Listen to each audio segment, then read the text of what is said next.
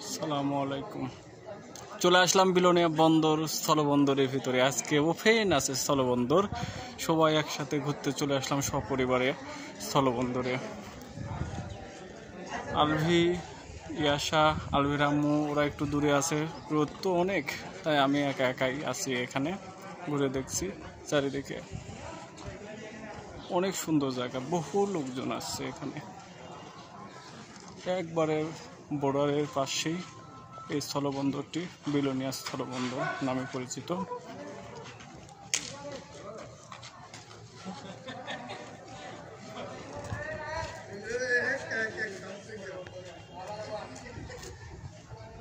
এই যে আলভি, আলভি কই?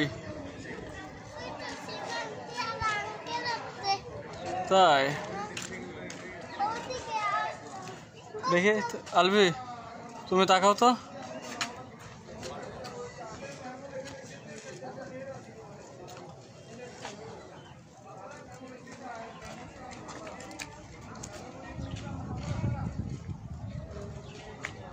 আলভি ওইদিকে যাও না।